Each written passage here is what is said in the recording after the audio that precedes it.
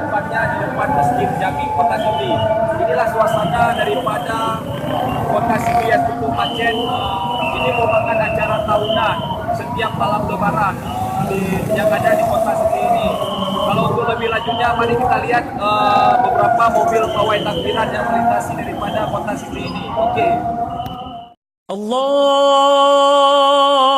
Akbar, Allahu Akbar, Allahu Akbar. La ilaha illallah, wallahu akbar. Allahu akbar walillahil hamd. Allahu akbar, Allahu akbar, Allahu akbar. La ilaha illallah, wallahu akbar. Allahu akbar walillahil hamd. Allahu akbar, Allahu akbar, Allahu akbar. La ilaha illallah, wallahu akbar. Allahu akbar walillahil hamd. Allahu akbar, Allahu akbar, Allahu akbar. La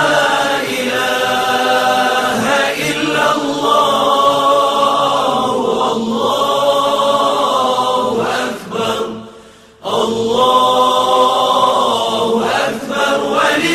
akbar. Allahu akbar walillahil hamd. Allahu akbar,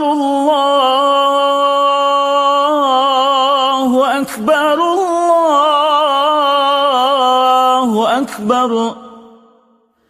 La ilaha illallah, wallahu akbar. Allahu akbar walillahil hamd. Allahu akbar, Allahu akbar, Allahu akbar. La ilaha illallah, wallahu akbar. Allahu akbar walillahil hamd. Allahu akbar, Allahu akbar, Allahu akbar. La ilaha illallah, wallahu akbar. Allahu akbar walillahil hamd. Allahu akbar, Allahu akbar, Allahu akbar. La ilaha illallah, wallahu akbar. Allahu akbar walillahil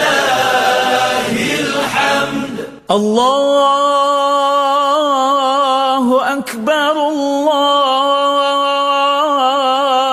أكبر الله أكبر الله أكبر كبيرا والحمد لله كثيرا وسبحان الله بكرة وأصيلا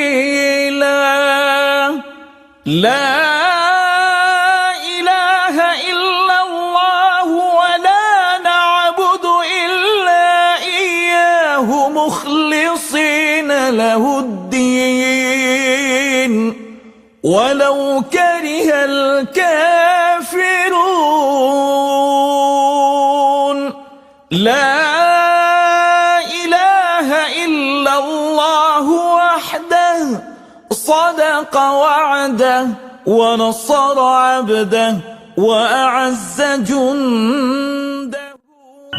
Okey guys, baru saja kita menyaksikan daripada pawai takbiran yang melewati daripada Monas ini. Okey, untuk malam ini kita cukupkan sampai di sini. Bagi yang baru datang ke channel ini, jangan lupa like, komen, dan subscribe.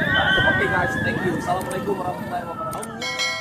الله أكبر ولله الحمد. الله